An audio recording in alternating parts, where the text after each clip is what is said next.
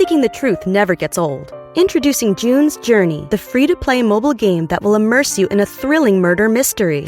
Join June Parker as she uncovers hidden objects and clues to solve her sister's death in a beautifully illustrated world set in the Roaring '20s.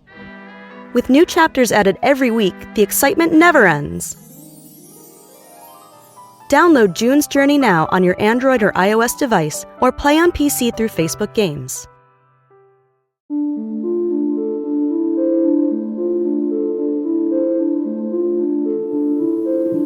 All right, so we're back here with Cindy Bertrand-Flores for another episode of Deadly Roots.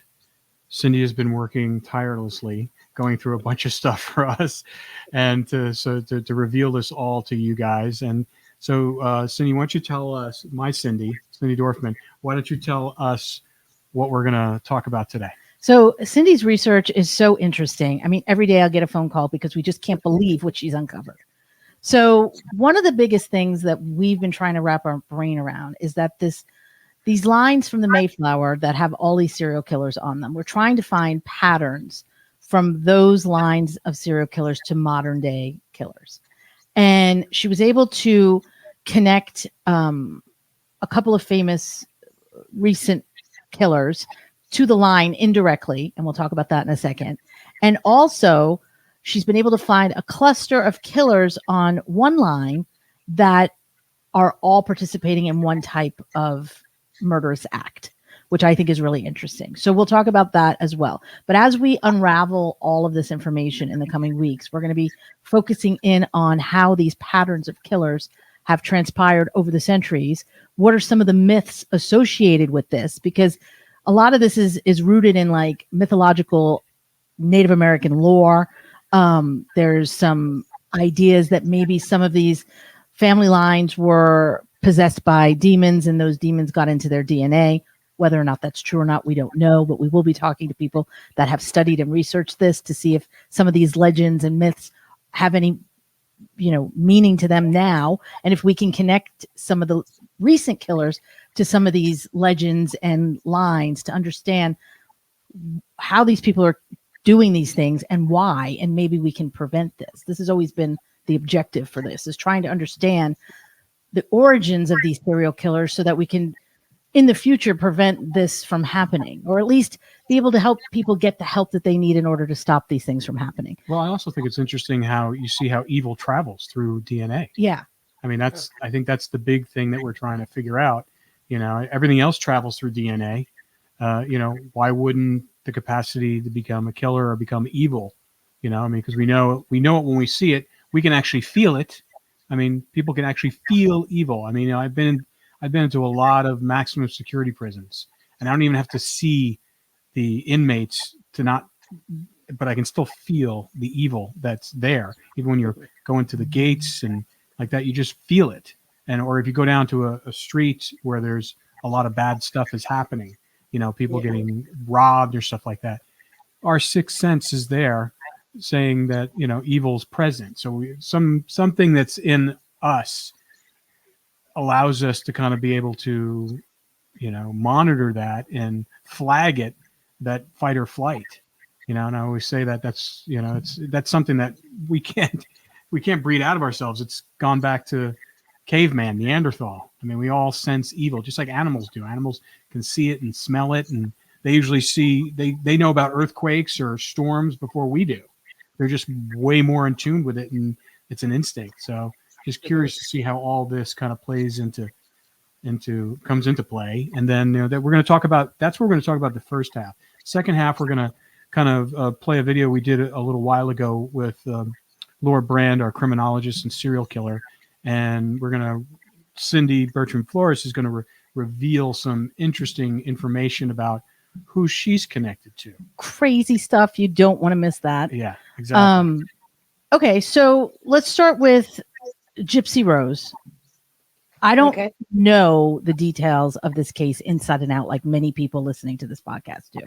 So I'm just going to give the thumbnail sketch, right? So we know that Gypsy Rose murdered her mother, was convicted of second-degree murder of her mother. And then we also know that after the fact, she regretted this.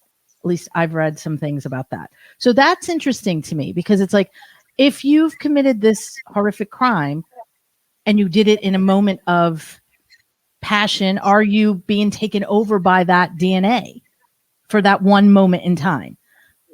Or is it just like an act? When they say act of passion, is it because you have this DNA in you and it just comes out sometimes and you can't control it?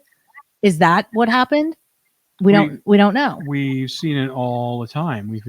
They say crimes of passion, when people they get into a fight and then they just gonna go black and they just go into that mode. Either they're defending themselves or they can't stop defending themselves. They defend themselves, but then they continue on. What is that in the human mind and the human spirit or the DNA that takes us to the nth degree? It was Claire Harris, she was a woman who was a dentist, and her husband was a dentist, and she was convicted of running over her husband numerous times with her car in Texas, and she, because her husband was cheating on her, and she went to the hotel where they were cheating and confronted them in the lobby, and then when they came out, she was waiting for them in her Mercedes-Benz and ran him over once, then continually. There's a video of someone showing her and she just went black. And this is a woman, a highly educated woman who was very professional, was very successful. What brought her to that brink of where she went crazy like that and then just continually to, murder somebody? So the other day, Cindy, you called me and you were very excited because you had found this connection with Gypsy Rose. So why don't we kind of go through the family line for her that you were able to find, the tree, that we can kind of connect it back to the Fuller family from the Mayflower, because it seems to be that the Fuller family, and we're going to go into depth on the Fuller family next week about each killer on that line, but it just seems like a lot of these killers are coming from that tree specifically. Even if you can't take Gypsy and draw a straight line to the Fuller family, there's still a connection. So let's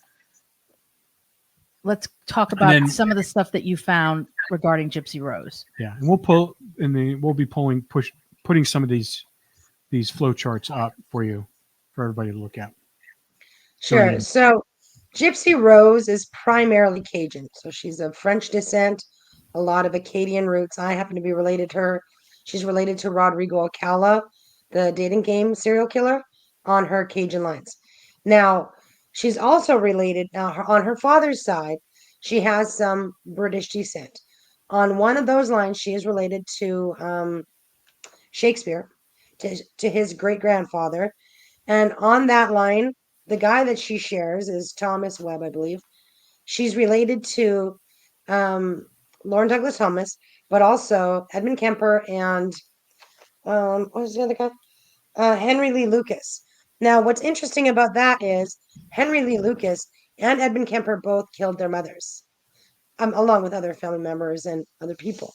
But that's an interesting connection, that she would be related. She's not heavily related to serial killers like some of the other ones, but the ones that she is related to committed a similar act. And then potentially she's also related to Dana Ewell, who killed his mother, father, and sister, however that works. She has a nap line. I've done it and I'm not able to find it. I'm looking to connect that line. She's got naps in her tree. It could potentially descend from Nicholas Knapp, which I believe it does. I just have to find the documents, find the ancestors that go from my end of the road to Nicholas Knapp. So Edward Kemper is on the Fuller line from the Mayflower. Edmund Kemper is, yeah. Yes, and that is one of Gypsy Rose's relatives. That's one of her connections. But she's also related to Shakespeare. Yes, which is very interesting. That line doesn't come up a lot. There are a few killers on the Shakespeare line that I noticed after I found it for Gypsy Rose. I was like, oh, really? What's all this? So that's Shakespeare's line, and yeah, so Shakespeare is related to a few killers. That's interesting. Right. Say that part again. I cut you off. She said Shakespeare's related to a few killers who killed their mothers. And I actually looked in. I'm like, well, how did Shakespeare's mothers die? But it just said unknown causes. So we don't know. Yeah, we see that's interesting. So here she is. She's diluted related to the Fuller line, right? Through the Kemper connection. So, and there was remorse, which we rarely see with these killers, right? So she does have remorse. So is it possible that her DNA was diluted a bit, and that's why there is this remorse that she actually did it. She has this gene. She kills her mother, and she's in this cluster of other relatives who've also killed their mother. So is there something to that? So that's one pattern, that killing their mother. Fine. And we'll bring on a forensic criminologist, psychologist to kind of understand what that means a little bit more. But the other cluster that we thought was really interesting that you had found is 5 people on one line who were all committing cannibalism. Yep. So let's talk about those people for a second. Okay.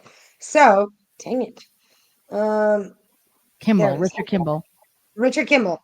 Now, there are 5 partakers in cannibalism. I discovered 2 more today on this line. So, Richard Chase, the vampire killer, Hayden and Bradfield Clark. There's a docu-series about them online. I think it's on Disney Plus and some other shows, networks. And Albert Fish, a big one. And more interestingly, the Donner Party, the one who traveled across over Donner Pass in California, the mother is on now. Her husband is not her husband was second generation American, mostly German.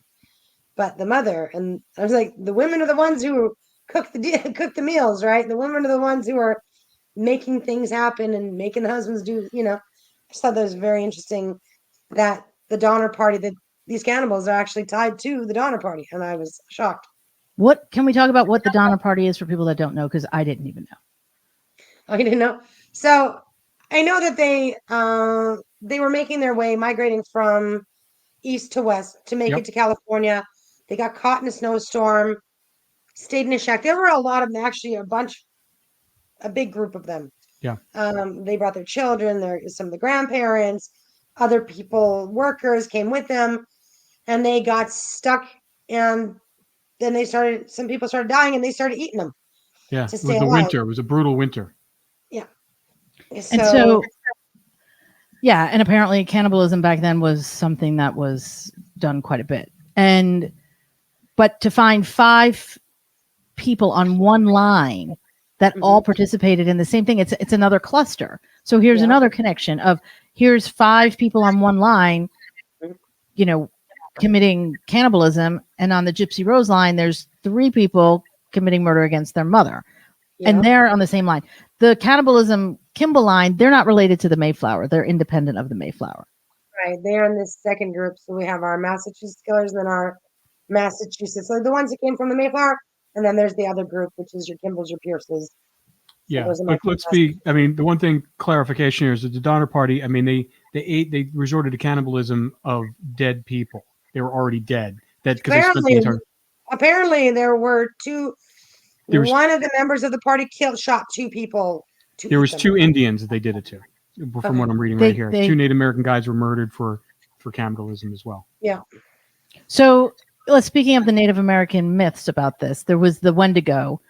The Wendigo, is that how you say it properly? The Wendigo, which was a mythology of the Native American lands in Algonquin, which is upstate New York, a little bit of Massachusetts, the Northeast, mostly Canada. And this was a mythological cannibalistic monster, the Wendigo, that the Native Americans thought that was associated with winter, and it was described as a fearsome beast that stalks and eats humans, as a spirit that possesses humans, causing them to turn into cannibals. So this goes back to that thought and that lore that we've been learning about, that a lot of these family lines, killers that were clustered like this may have been cursed with some of these things in this land that they settled in when the Pilgrims arrived in Massachusetts. Because one of the things was that when they got to Massachusetts, that land was considered cursed. And a lot of these lores came out of that curse. And the Wendigo could be part of that. Mm-hmm. And also just heard from somebody and I have to find these, but there are some journals apparently written by some of the Fuller descendants that claim that the Mayflower passengers did eat stillborn babies. I don't know if it's true. I'm going to look into it. But I mean, the records that are the journals have been transcribed, but apparently that is in them. So that means that there was cannibalism going on, with the Mayflower passengers, which historians have already said yes to that they've found remains that have knife marks and fork marks or whatever buried there. So another interesting thing. Now, if they're ingesting, when the Bible says don't do it, it's not saying that for nothing. If they're cannibalizing, if there's a Wendigo demon that's attaching themselves to them and making them do it, and that demon's traveling in the bloodlines, I think it's a very interesting. Yeah. I mean, but it could also be the Indians' method of rationalizing like abhorrent behavior. Mm-hmm. I mean, because we all do it. We all say demons, that person is possessed. Why would they do that? Why would anybody do that? Well, there's also a legend of the Wendigo in the Canadian Great North Woods, and how this creature lives in the woods, and that when people are taken over by this famine or these horrible conditions, that they are easy targets for this demon to attach itself to them. That's the legend. That's the myth. Now, whether or not that myth is true or not, we don't know, but it is interesting that the cannibals are clustered into one line, because on those other lines, like the Fuller line, they don't have cannibals in that line. Dahmer's on the Fuller line. Now, I went back through because I'm like, I'm feeling he is. I'm sorry. Yes. Dahmer is, yeah. Wait, let me just scratch that. So on the Fuller line, there is one cannibal, which is Dahmer. Mm-hmm. A modern day cannibal. If it's demons, you can be possessed with like 5,000. You can have multiple demons in you, not just one. So, and you're a product of all your ancestors. So that's not to say that, he didn't get it from another line. I did go through his tree again today. I'm like, he's got to have Kimball. That would be such a clincher for me if I could see that he also descends on the Kimball line. There's only one place where I can't get records. I kind of dead-ended. The woman, Hannah Porter. The Porters did mix with the Kimballs. It could be there, but I got to dig for records, and I have to find who her parents were. Other than that, there's really no spots in the tree. I did make sure I finished his lines to see if he's got the. And so there's a potential that he has Kimball in one spot on his tree. So Dahmer, yeah, which would be amazing to find 6, especially Dahmer, to be all together on the Kimball line.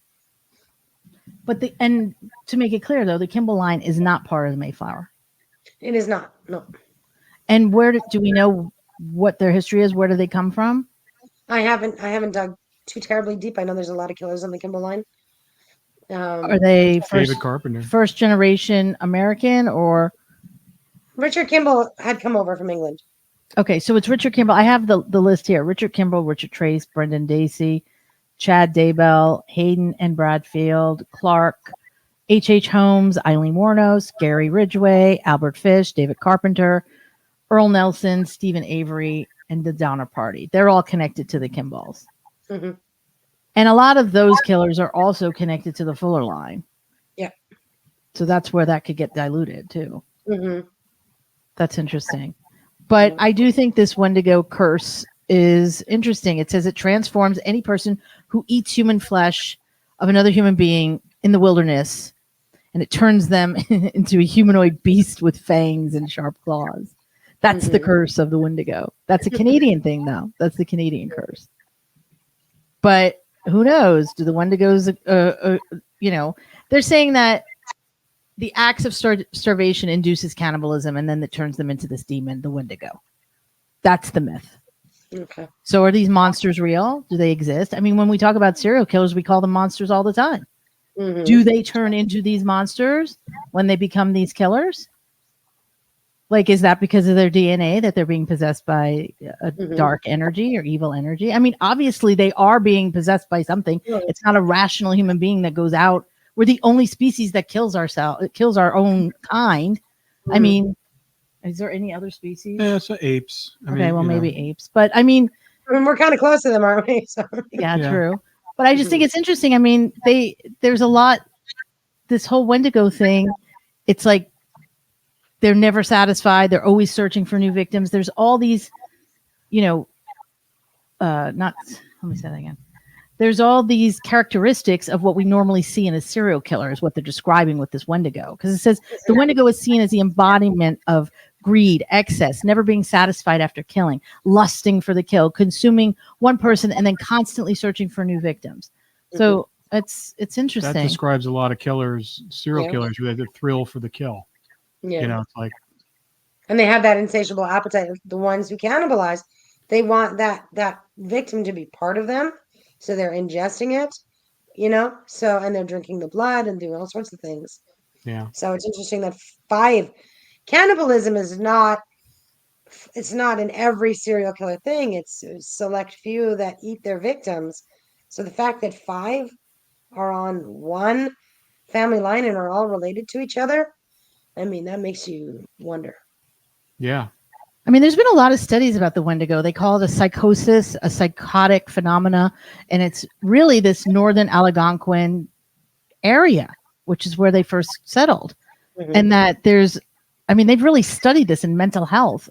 What causes this? There's like a lot of research that's been done. We're not going to get too deeply into it right now. We're just trying to understand these patterns on these trees, and if there's a way to understand what these clusters are and how these people are connecting. So Gypsy Rose kills her mother, then regrets it. I wonder if any of the other ones that killed their mother had any remorse. Did we know anything about them? But I mean, the question is, did she regret killing her mother, or did she just regret fessing up or getting caught or whatever because she had to go to jail for it? You know what I mean? So Maybe. it doesn't necessarily mean that she actually regrets killing her mom, because I think there was something to do with Munchausen by proxy or something. She had her pretend she was sick, and I don't know that whole thing. Well, you got the Menendez brothers. Those, they killed both their parents. So, I mean, the Wendigo is a really big pop culture myth. I mean, Stephen King has used it. It's been in tons of movies, all kinds of stuff. And everyone seems to be really fascinated by this and to understand what it is. It seems like there's a lot of discussion about what is a Wendigo. But according to some of the legends that we've been reading, is that they're humans. They become giants and they become bigger as they indulge in this cannibalistic behavior, which I think is really interesting, because I say that like metaphorically, like obviously I don't believe that they turn into big giant hairy monsters, but I do think after meeting some of these serial killers, they're all these weak little tiny people like this. Like every single serial killer I've ever met is like this, like a little hunched over. Except Kemper. Except for Carpenter. No, Kemper. Oh, Kemper. Well, I didn't meet Kemper. No, I know, but I'm just saying Ed Kemper was huge. Okay, but I'm just saying from my own experience, a lot of these killers are very small, right? And then when they kill, they become these big like entities. Whoa, it's like this big dark energy. So is that because of the curse that was put on this family from the beginning? What is the curse on was there a curse put on the Fuller family? Do we need to look into more of the mythology of that and try to understand what could have caused a curse to be put on them? Is it because of the way they left England? Did they come here doing something they weren't supposed to be doing originally? The family, did they do something bad? There's some talk about how some of the Mayflower passengers stole some tablets from the Ark of the Covenant. Is that true? I don't know. We're going to talk to some people that think that it is. So there's a lot of things here to explore with your research. I mean, you have unleashed. And when I say, she calls me like every other day, oh my God, you won't believe what I've connected. And it's like, we don't want to release everything right now because there's just so much. It's just incredible. But I do believe that patterns in killings and patterns in behavior in family clusters, I mean, there are traits that we all carry from each other when we're related. So is that something we can focus more research on to kind of understand what causes those clusters? Is it the DNA from these trees? Yeah. And like you said before, it's not all bad DNA. There's a lot of good DNA that kind of seeps through, but Absolutely. It's the bad DNA that is the most memorable because it's the most impactful, because it's you're brutalizing people. Well, you inherit gifts from your ancestors and you inherit curses. So, like, what was up with Richard Kimball? That he's got a lot of killers that descend from him. Was he partaking in, cannibalism? Was he possessed by the Wendigo? And then the Wendigo kind of latched on and, traveled in the bloodlines. So, We don't know. I mean, that's why we'll be talking to some other people who do more research on this because it's very interesting. But I do think that these clusters are really interesting. And also, what we are also really interested in is why do certain serial killers zero in on certain victims? Like there could be two people walking down the street, and some of these killers will only zero in on this person, not this one. Is that because they're having genetic memory? Is there a DNA attraction to that person?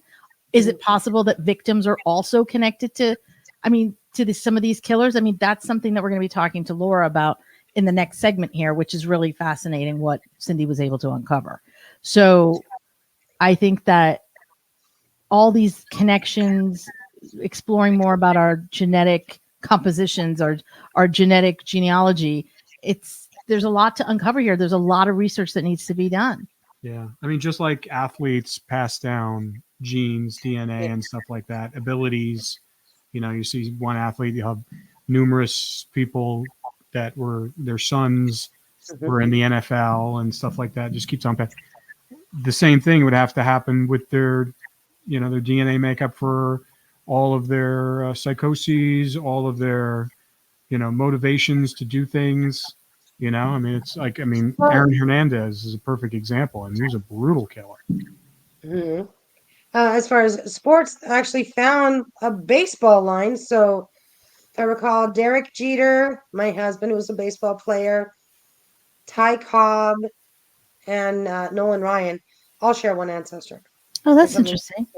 Right. So same thing. It's something like if a lot of people with the same occupation or style of living descend from one person, I'm looking at that person as why. You know what I mean? So if it were 10 hairdressers that descend from one guy, we're talking like Major League Baseball players descending from one ancestor, a bunch of them. This is very interesting. What just happened to your audio? Yeah, your mic went. My mic went off? Yeah. There you go. There you go. Sorry, I don't know if you caught that or not, but yeah, no, we good. Okay. It just was starting to muffle a little bit. Oh, sorry. It's okay. Yeah, this is crazy stuff. It's like, when you're doing this and you're digging it, it almost seems like it's like almost like magnet fishing. You don't know what you're going to get, and you're just kind of dropping the magnet in, and you pull up and you see what's going on. What is that experience like? Well, today's, for example, was just like like this stuff writes itself at this point. Finding all the things that I found, I was looking into Hayden Clark and his brother Bradfield. So I started putting them in the tree, and I was looking at who their parents were, and it was right there. It said that the father was wealthy, and that the mother descended from the Mayflower. And I said, of course she did. And then right away, as I started building, I saw the Kimball line, so I was easily able to trace that line and build out that. So that's how I found the information so fast. Because if the names come up early, then I just need to follow that line. I don't have to build out the whole tree to find these things. And it said she was a Mayflower passenger, or a Mayflower descendant, the mom. To which, again, I found that quite easily because the name came up early. And I was like, there is something there. And the pattern is there for these guys as well. All 5 markers, like with the other killers, they've got that recent Europe. They've got the German ties. They've got the Massachusetts, the Mayflower. And apparently these were some really bad dudes. Or I don't know. I didn't watch the series, but it's called Serial Killer, the Serial Killer and not the Saint, something like that. Oh, the Hayden and Bradfield? Yeah. Clark? Yeah, there's a docuseries on it. Anyways. So it's very interesting. It is very interesting. I don't know anything about those killers, so we have to do some more research on them. But I do think it's interesting that there's 5 people on the Kimball line that all were cannibalistic killers. That's a pretty brutal. What about William Suff? Did he come up in anything? I don't know. Did I do? I heard. He just the Riverside killer. He was Lake Elsinore. Lake Elsinore. Because he actually, it's documented that he used some of his victims' remains for his chili. And he's related to Dahmer. Right. He's related to Dahmer. He's related to Joseph James D'Angelo. So he's related to Dahmer on the Fuller line. No, on the Warner line, which is, I think that's some tie. It's sort of a tie to the Mayflower, I think. Mm-hmm. I'd have to look deeper. One of these. Well, the fact that he's related to Dahmer says everything to me. So William Suff and Jeffrey Dahmer are related to each other, both modern day cannibalistic murderers. Right. Yeah. I mean, I may not have finished his tree, so, but he's got the same thing. He's got that right away, recent Europe, second generation on the dad's side. Yeah, there's more to do. He's got the New York. I can see, I just looking at the first part of his tree. He has Ireland, recent Ireland, Pennsylvania, so he's gonna have German. I didn't finish his tree, but so that's why he's Okay. not heavily related Well, yet. we're going to be talking a lot about him anyway, because we're looking into him on a bunch of different levels. But just the fact that William Suff and Jeffrey Dahmer are related is enough for me, because that says Now I want to see this guy Kimball. I gotta know. Look into Kimball. Yeah.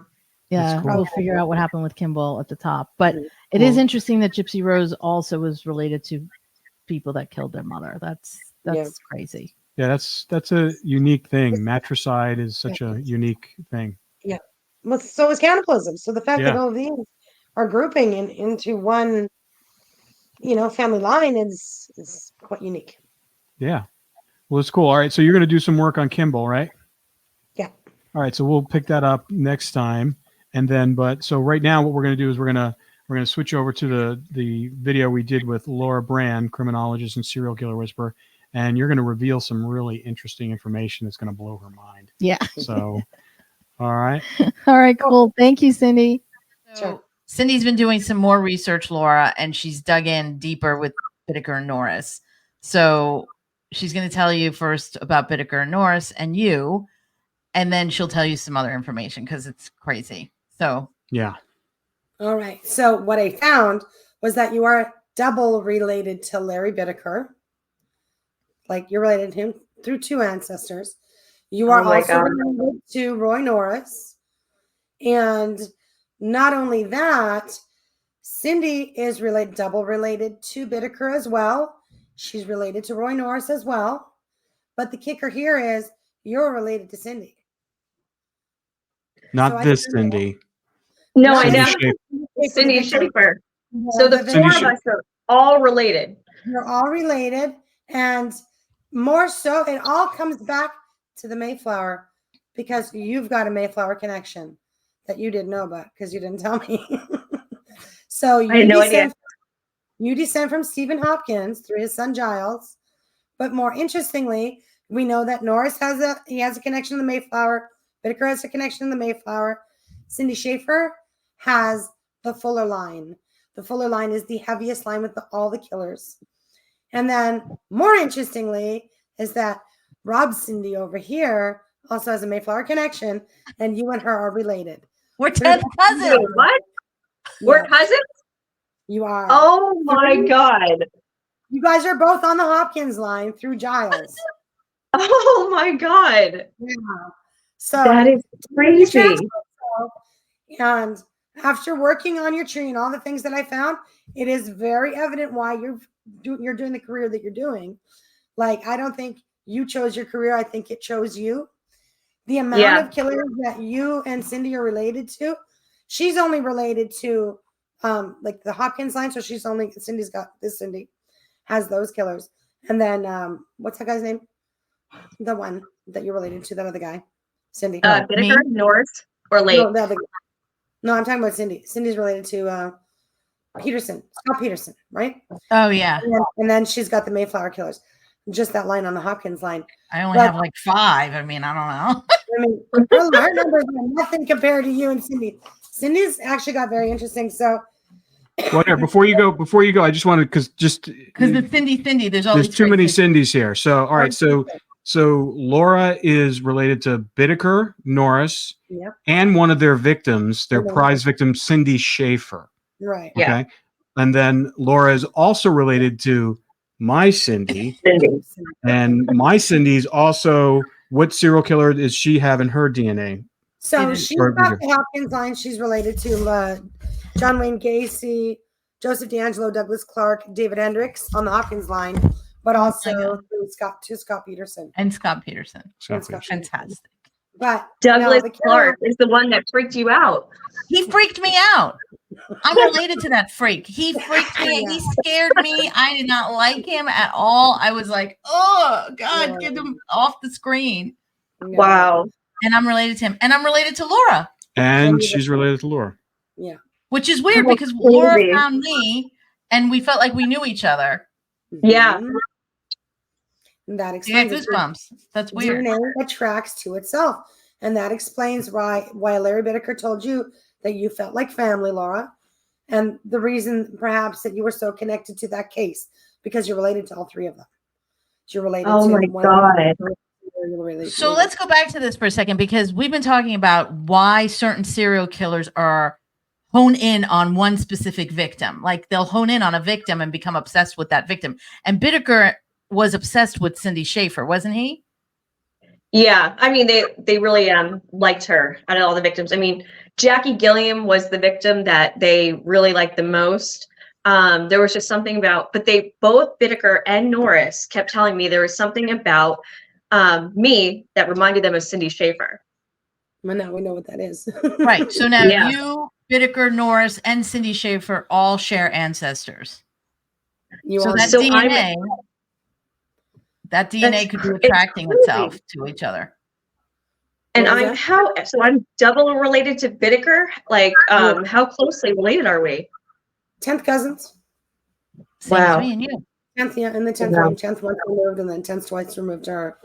But you're related to a lot of killers. So you're related to John Wayne Gacy, Laura, Eileen Warno 7 times, Brendan Dassey, Brian Kohberger, David Hendricks, Douglas Clark, Israel Keys, Joseph James D'Angelo 3 times, Keith Jesperson twice, Larry Bittaker twice, Leonard Lake, you're related to him, Paul Bernardo, Richard Biegenwald, I don't know how to pronounce his last name, Roy Norris, and Stephen Avery. And then when you look at Cindy's, it did shock me the amount of killers that she's related to and the heaviness of it and what they did to her. Not that I know the details, but it almost makes sense why they were attracted to her, why they chose her. So get ready. Are you sitting down? Okay, good. This is Cindy Schaefer now. Try to use her last name. Cindy Schaefer. So this is Cindy Schaefer's killer relations. She's got Albert DeSalvo, Brendan Dassey twice, Charles Manson, David Hendricks, Dean Corll, Diane Downs, Dorothy Puente, Dr. Holly Crippen twice, Earl Nelson, H.H. Holmes 3 times, Israel Keys, Jeffrey Dahmer 3 times, John Wayne Gacy twice, Joseph D'Angelo twice, Larry Bittaker twice, Lizzie Borden, LDT. I shouldn't say his name because he was only a suspect in 3 cases, but they didn't officially arrest him for it. Michael Bear Carson, Otis Toole twice, Paul Bernardo twice, Richard Chase, the vampire killer, twice, Robert Berdella, Roy Norris, Stephen Avery twice, and William Bradford Bishop. This is this is almost more than John Wayne Gacy's related to other killers. Like this is that heavy. That's a lot. And these are very, very vile people. So it kind of makes sense why they chose her, why she was their favorite, and the fact that they were related to her. Now, I noticed markers like the pattern in the tree. You have all 5 of the markers. You've got that recent Europe. You've got the German, the New York, the Massachusetts, and the Mayflower. Cindy has 4 out of the 5 markers. And as for this Cindy up here, Cindy Dorfman, she also has 5 of the 5 markers like you do. So that's not a common thing to have in your tree. So it kind of makes sense why you guys are attracted to. So it doesn't mean that being related to these people is going to be, or having the marker is going to make you a serial killer. But it explains the draw, the attraction to, because to be a serial killer, you still have to come into agreement with the demons. So it's very interesting stuff that I found. Well, I think also, if you're saying that, it also, because the work she does, both Laura and Cindy, and us, I mean, you haven't done mine yet, so I'm curious to see what Can't wait happens to see there. what happens with that. But why they're attracted to this subject matter and is looking for answers to kind of rectify this evil. Yeah. And then also remember that you get the gifts of your ancestors, not just the curses. So Laura, you have judges in your tree, you have prosecutors in your tree, doctors in your tree. Cindy Dorfman over there she also has doctors in her tree. So you didn't just get the bad stuff, you got some of the good stuff. And those ancestors are in your DNA fighting off the bad ones. You know what I mean? Yeah. That's crazy. What do you think, Laura?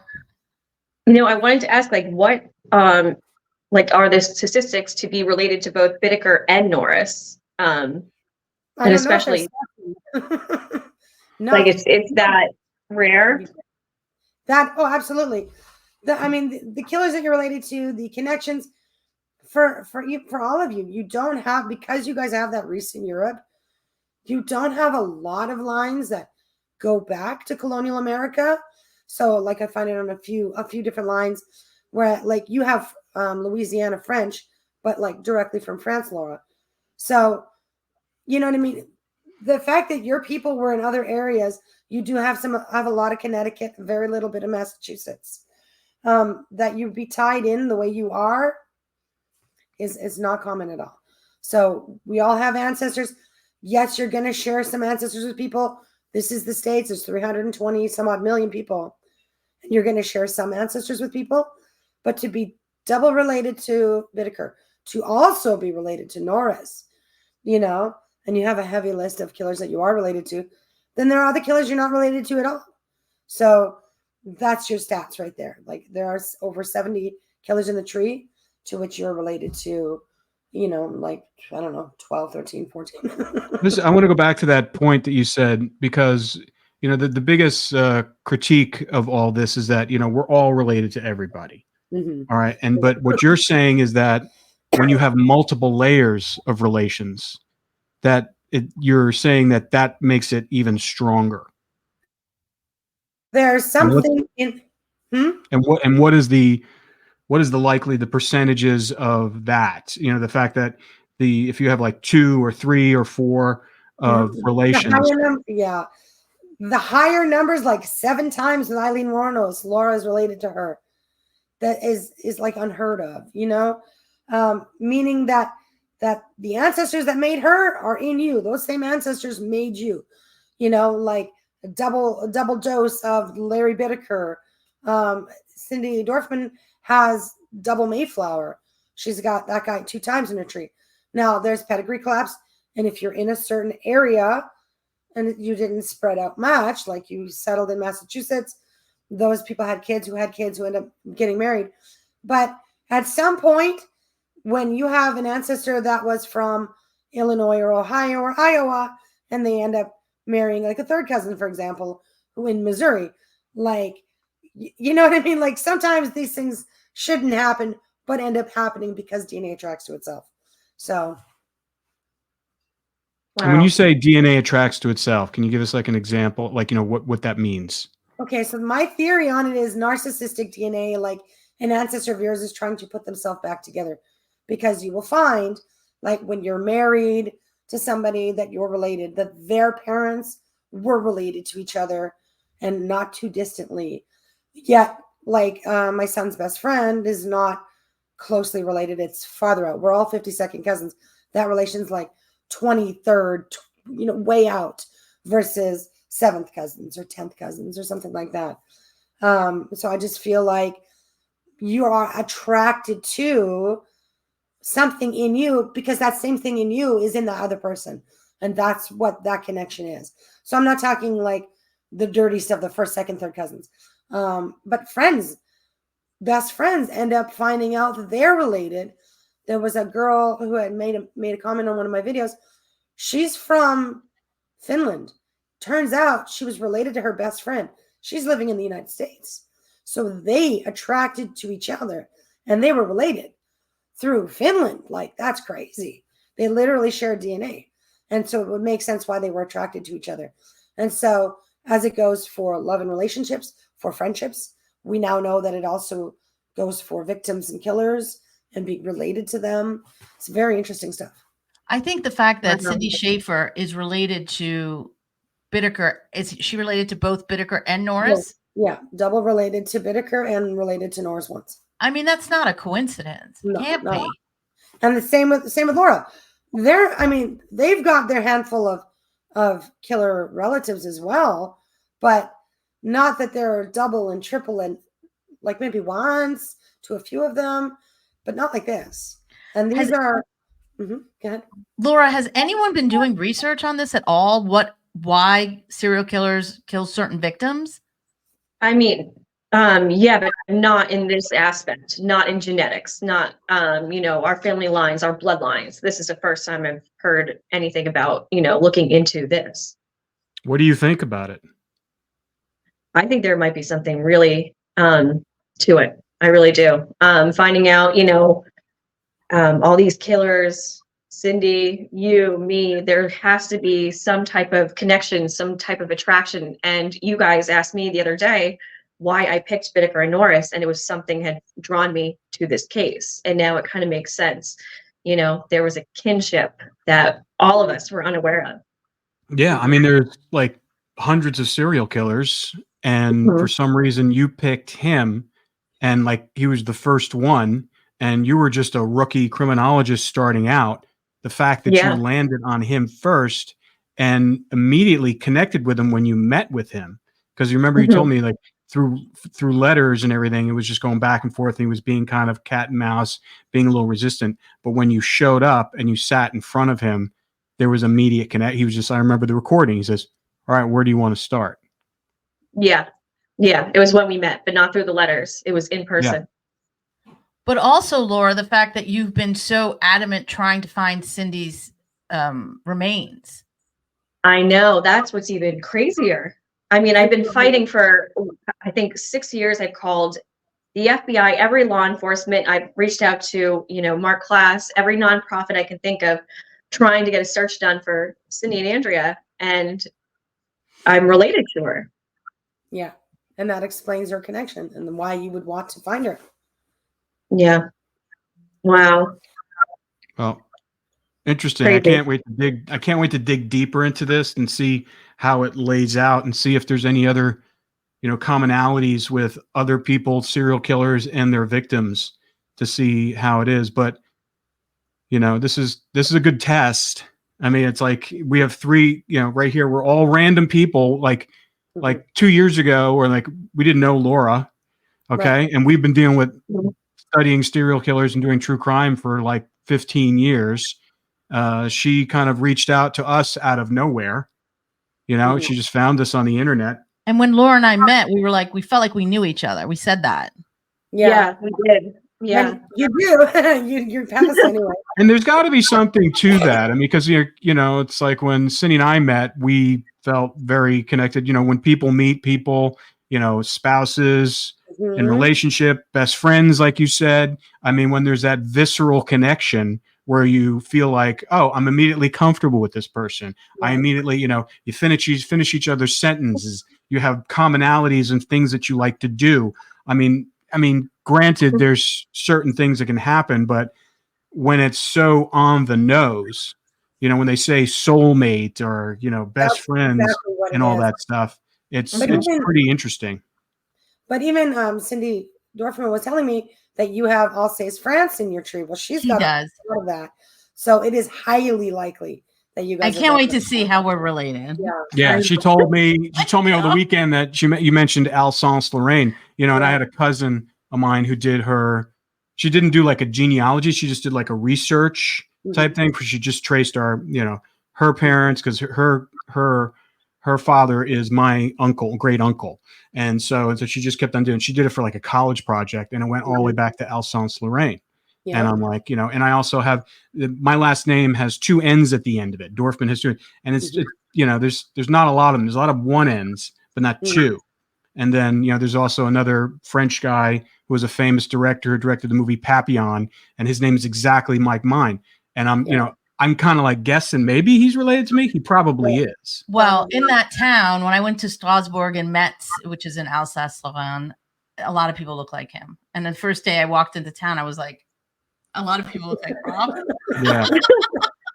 But it's interesting. It's going to be interesting to find out, because science and scholars and stuff like that, they quickly want to discount a lot of this stuff because it doesn't, it's not 1 + 1 = 2, but it's I think we're all people who are, I think spiritually, I know some of us are connected more than others, but it seems like on a DNA visceral level, like a genetic level, that kind of passes on, because we also know, we talked about this on the last one, and where, the brain mapping and how that is passed on as well. And you're susceptible. Some people are susceptible to have those frontal cortex brain mapping things that makes them susceptible to being a serial killer or being a killer or being a criminal. And, when these scientists found out, well, this particular science found out that he had that same thing and had no clue, and then asked his mother that, do I have any killers? And he goes, oh yeah. You had your uncle was he was crazy, and he was a killer, and he was arrested. And so it's interesting. It's interesting to see. Just an example. I'm not related to you guys, at all. And I know because I built your trees. Yeah, I'm related to my husband. How does that happen? Do you know what I mean? Well, he's from Mexico and you're from Canada, so that's my point, right? Well, he's from the States, but his ancestors are from Mexico. How does that happen? That's my point. Even though he wouldn't be related to my other half siblings, so there are things that attract, and people attract to each other for a reason. So. Yeah. Cindy, there's somebody who I met through on death row, and it's the only time I've ever seen the serial killers take the person besides myself kind of under their wing on death row in almost a familiar way, and do so very young. And I was very young. I was only 26 when I was on death row. In there with the serial killers, and I've seen, they all kind of flock to me, and I've only seen it with one other person, and it was on death row too. And I wanted to see if you would run their line, because I was wondering when we started doing this, does that person also have this familiar bloodline, this familiar DNA?